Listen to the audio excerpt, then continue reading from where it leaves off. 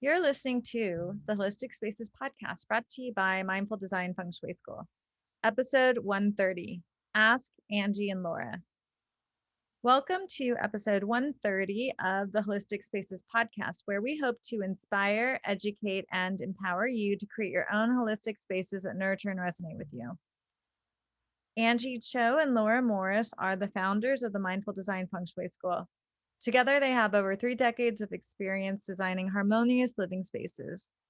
Laura and Anjie have guided thousands of people to shift their energy and revitalize their lives. Mindful Design School offers feng shui courses and certifications. Visit us at mindfuldesignschool.com. We actually have a certification that is open for enrollment right now that starts in September. So we have 2 classes every year. We have a class that starts in September and a class that starts in May, generally. And we also have a monthly workshop called Practical Feng Shui. It's almost every month. So be sure to check us out at mindfuldesignschool.com. That's a great way to support our podcast because we don't have any advertising or funding. It's just Laura and I doing this to support our business. So thank you for listening. So this week we have an Ask Anjie and Laura. So we started this a little bit ago and we had a couple episodes already. And I was a little disappointed, Laura, because this time we got 2 questions and one had a lot of typos. So I don't know what they said. Yeah, But I see the question here. We're gonna have yeah, to decipher it. We'll have to, I don't yeah. know. But we'll have a conversation about it. We'll do the Yeah. best we can. But we really hope that all of you will, or some of you will go on and ask questions for the next Ask Anjie and Laura. Um, the way you find the form to submit your questions is you need to sign up for our mailing list. And then every few months we'll do an Ask Anjie and Laura, and then we'll put the link in the mailing list Hmm. newsletter. Yeah, Because, we do like a call for we do a call for questions, basically. Yeah. yeah, because basically on a podcast, we can't, we're not going to be able to tell you how to do that right the second, but the best way is to just send you an email Hmm. about when we're collecting questions. So we did get 2 questions. They're a little bit challenging, so we're going to do the best we can, but we can also look at how these might actually be more how we usually see them come up in the world when people ask us questions. So we'll start with they're both kind of difficult. So one is from Yvonne B. And Yvonne, we got your question, but I don't think you finished your typing you didn't type it out correctly, but here's what you wrote and here's what we think you meant maybe. So you said the only place for my bed was in front of the bed. What can I do to make it feng dot dot dot? You didn't finish. So I'm gonna guess. I'm gonna guess that you're asking, and maybe this will be helpful for your listeners, that the only place for my bed is in front of the bedroom window. What can I do to improve the feng shui? What do you think, Laura? That's a possibility, right?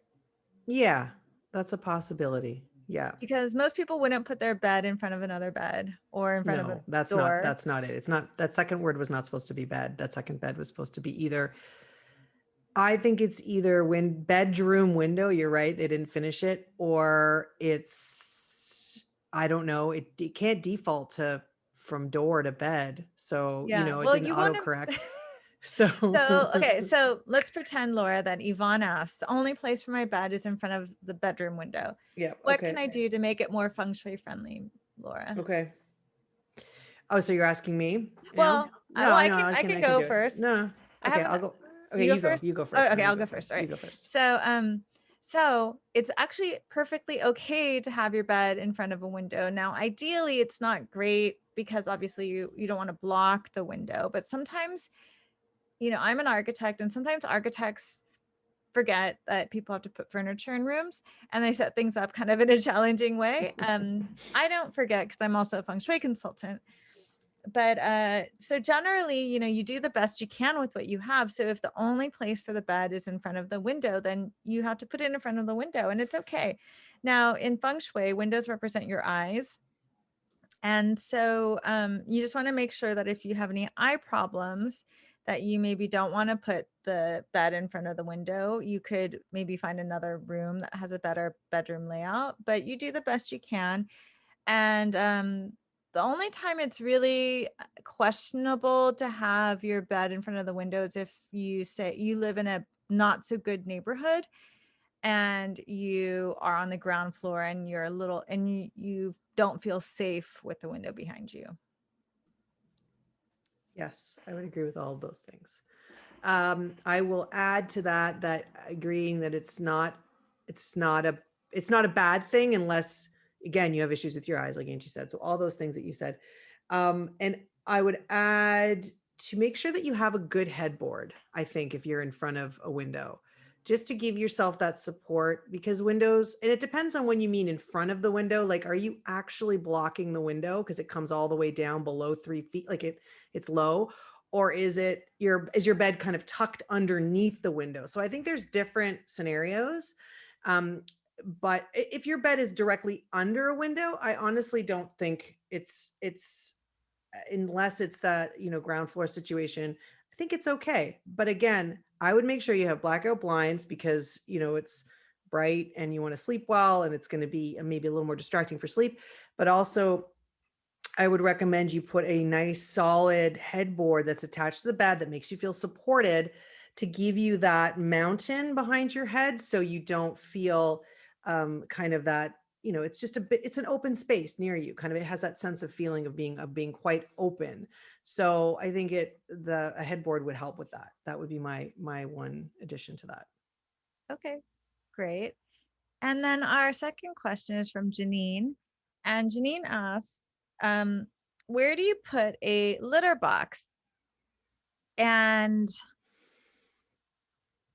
yeah, so basically that's her question. So this is a kind of similar question that people ask where they're like, oh, where do I put the trash can? Where do I put the litter box? Where do I put, just fill in the blank with anything that you think is negative. Mm-hmm. So my answer would be that you put it where it's the most functional. You put it where it makes sense. You have to put it somewhere in the home. So it's not really a feng shui question as much as it's a practical question. But obviously, like, say, for instance, Janine, you are single and you're looking for a partner, but you have two big litter, or you have a big stinky, this person Janine also has two litter boxes. You have two big litter boxes that you don't clean in the relationship area of your bedroom. Then I might say, oh, that might not be the best place for your litter boxes.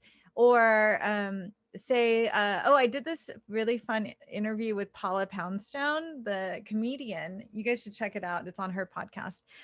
And it was funny because afterwards they were like, they told me, like, Angie, you were so funny because every time Paula said something, you would be like, oh, because she would like say something ridiculous, and I was like, really? She's like, I put my bed away every night in a box, and I sleep on a box that I pull, or a match, like a futon I pull out of a box every night next to my treadmill. I was like, what, really? She has a lot of cats, I guess, and she has a whole bathroom dedicated to litter boxes and her cats, and it's right next to the front door. And they asked me about it.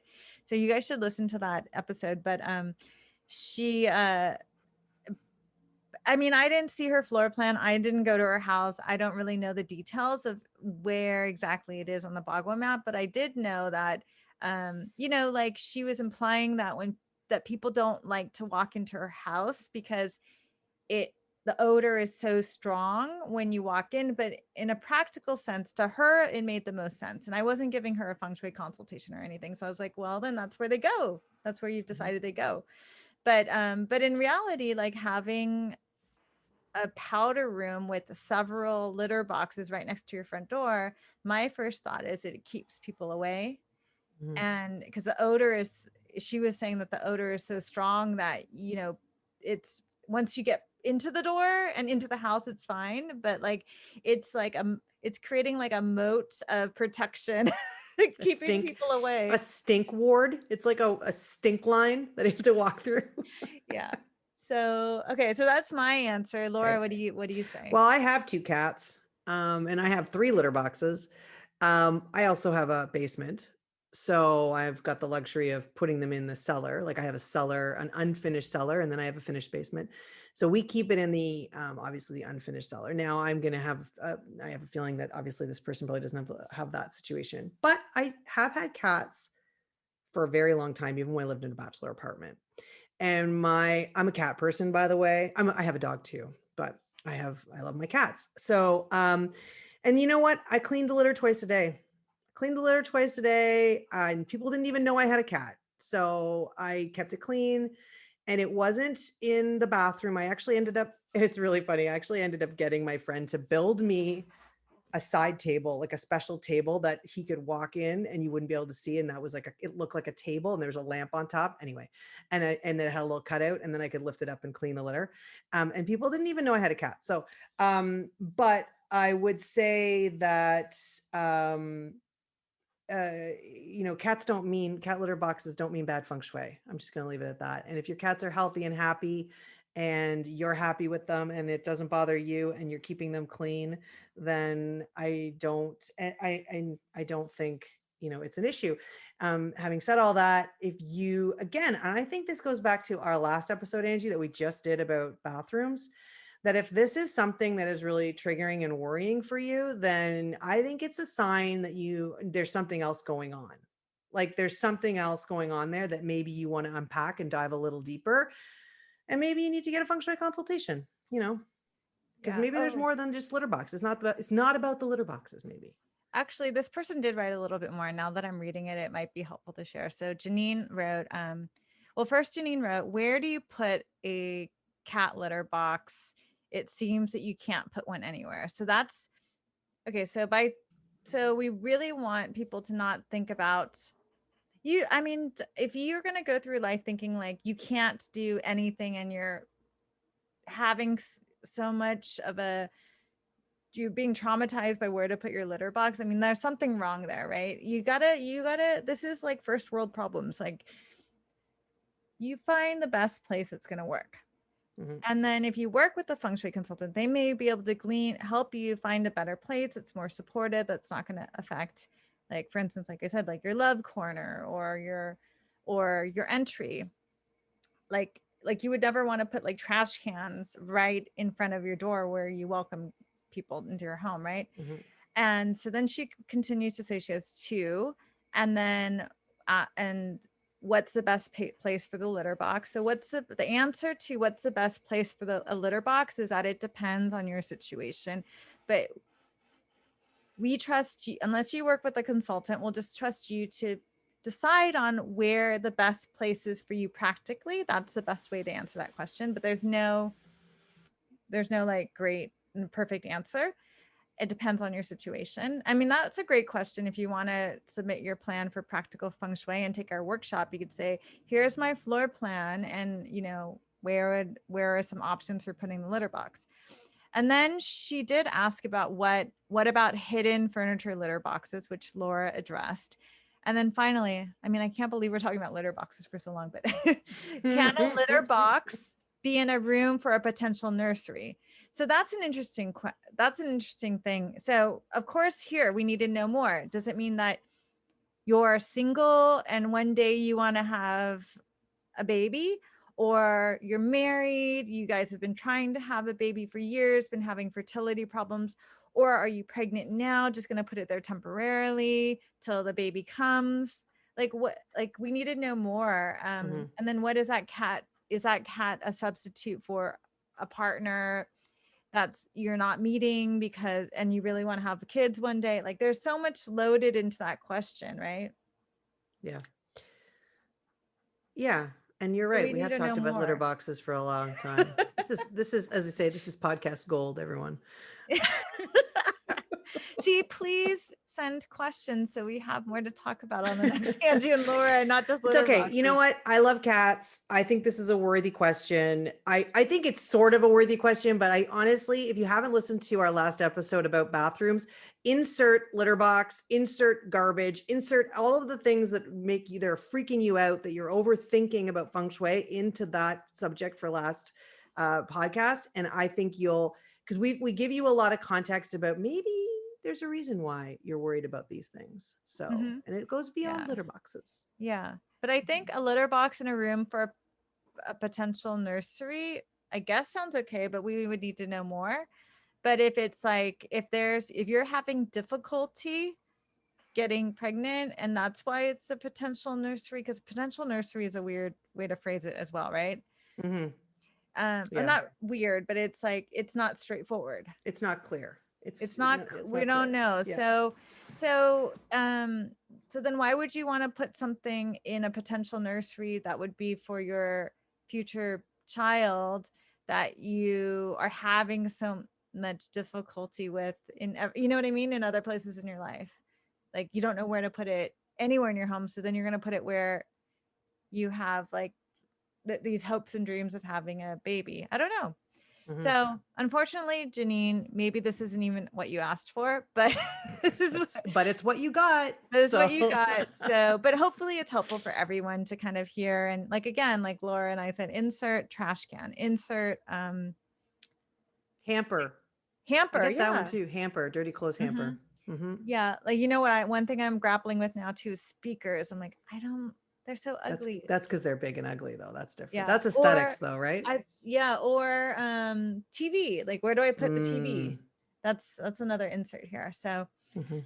So, um, so that's the Those end are of the our two questions we got. questions. And let's see, Laura, you remember we did this when we first started doing this podcast Yeah. together? We Mm-hmm. asked each other a question. Oh boy. Yeah, did we? Yeah. Yeah, we did that. Oh, yeah. Well, you mean like about ourselves? You mean? Do you want to pause the recording for a second? So okay, so my question for you, Laura, is what is the first thought that comes to mind? What was the last feng shui question you were asked and how did you answer it? Besides about kitty litter boxes. Yeah. It might have been about roads. I'm thinking about a road. Somebody worried about the intersection. They were on a T intersection. I get that question a lot. So yeah, that's probably the one that I got from and because I think it's because people have read somewhere that it's not good, right? And so and then they said, oh my gosh, I what if I lived on a T, what if I leave, or I'm looking for a house on a T intersection, I think it was, I think, and they're like, I tend to get a lot of panicked emails about that from honestly random people. Like they just send it to me and that's it. That's all. Sometimes it's even just in the subject line. So you know how I love those emails, by the way. So I would say, so I guess I got to answer it, right? What do you do if it's in it? Now I have to tell people what to do? Yeah, just a quick answer. Okay, quick one. Look at your landscaping. I think it's the easiest thing to do. I think for two things. Look at the road. First of all, are you really straight in line with the car that's coming down? And is because sometimes I've had this question, and then when I looked at it, the road was a one-way road going the other way. So traffic actually never drove in toward the house. So it always went the other direction. So look at the quality of the traffic, look at the traffic pattern. Are headlights going into your house, basically? Like if car were going down, is the headlight coming in? And if the answer is yes, without getting into some of the transcendental cures that we do and some of the other ones that we do, you can do a lot with landscaping, with shrubs, with trees, with boulders, to protect the home and to be a buffer between that traffic pattern and your home. That's what I would leave it at that. Okay, cool. And then I'll answer that same question. So if you guys don't know, I'm actually the feng shui expert at the Spruce. So if you've ever searched on the internet for something about feng shui, you've probably seen one of my articles for the Spruce. And one article I'm working on right now is how to choose the best colors for your kitchen. So that's a question that is popping up into my mind. And I think that a quick way to answer that on the podcast today would be that in general, white is actually considered in BTB Feng Shui, white is considered one of the best colors for your kitchen because it offsets and complements the color of food, and it represents purity and cleanliness. And that's usually the best color. But and in general, you might want to avoid fiery colors like red that add more fire to the kitchen. Do you have any thoughts on that, Laura? Nope. I agree. It's easy to see if your kitchen's clean too when it's white. Yeah, but in this article, which will probably be up in I think it'll be up in August probably. I'll go through all the colors and why one color would be better or worse. But just easy answer is white is a great color for the kitchen, and white's one of my favorite. Just I'm like a white paint person. Yeah. Not a red paint person. No. I don't think many people are red paint people. I don't see many red kitchens. I'm not going to lie to you. I don't see that a lot. But you do see dark wood though, like people going with reddish woods and stuff. So, and still like when if you pick a wood kitchen, it's not wood in the 5 elements. It's the color of whatever wood you've picked. So, if it's a bright cherry kind of red, then you almost got an orangey red kitchen. So, yeah. Kind of fiery. Yeah. It's not very popular anymore though. No, it's not. It's really outdated. Well, no, but you still see it. I know. Yep. I don't design them though. No. Well, so that's a wrap up on our Ask Anjie and Laura episode. So please get on our mailing list so you can be notified when we have our next Ask Anjie and Laura, so you could submit questions. I think maybe we could do another one in like September, so we might be sending out a email in August or something. So yeah, we'd love for you to send in questions because we'll probably answer them. We don't get a lot of them, so we'd love to hear from you. And thank you so much for listening to this episode of the Holistic Spaces podcast and hanging in with us on this not so organized our litter box episode. On our litter box episode, yeah. And you can tune in every Monday for another litter box episode. Hopefully we'll never have another litter box episode, but if you like our podcast and this episode and litter boxes, you can share our podcast with others and subscribe. If you'd like to visit our website and support us, you can check out our certification and workshops at mindfuldesignschool.com. Thank you so much for listening, and we will see you next week.